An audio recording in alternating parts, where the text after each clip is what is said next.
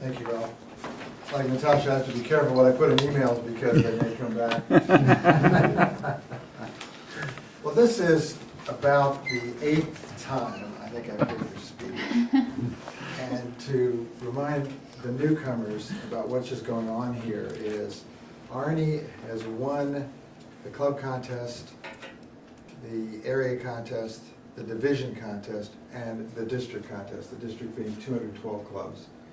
And he is representing our District 4 at the Las Vegas International World Championship of Public Speaking in about 3 weeks.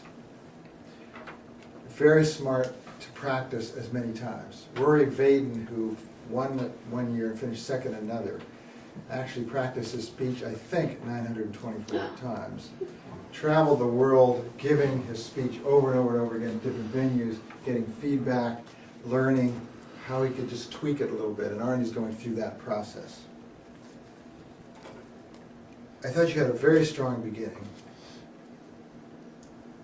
Great body language with a telephone call. I thought of the 2 examples, you've got the telephone call and the rejection down brilliantly. To me, the example of the playground still isn't quite working yet. And you have the advantage of seeing yourself on tape. So look back at that, and I'm going to make several points where I'd like you to look at yourself on the tape and say, could I play with this just a little differently? It didn't look as realistic as I think a playground scene was, whereas I thought you were right on with being rejected over the phone when she even asked you, Arnie, who? You really nailed it. There are a couple of little things. I'm gonna, you said once. You also got hung up with John Fitzgerald Jr. For some reason, this happened about 3 times ago when it's John F. Kennedy Jr., and I think you're trying to parallel that with Martin Luther King Jr., which is a nice parallel, but just be sure it comes out John F. Kennedy Jr. Otherwise, you might just say President Kennedy. You might make it simpler, because that seems to be a stumbling block. You said so on 2 different occasions when you really wanted to pause. For example, at the end you said, so what's your baggage?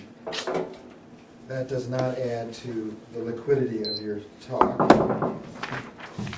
I loved the closing. You did pause, and the warmth of the suggestion to all of us came through beautifully.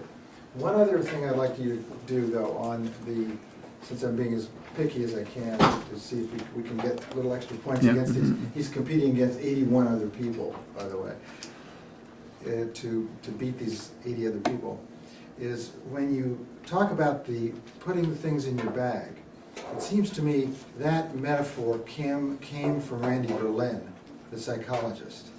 And I wonder whether you're not better off talking about rejection in its purest form in the 2 examples, and then putting something in the bag when Randy tells you that, all of a sudden it became clear, that's what I was doing to myself.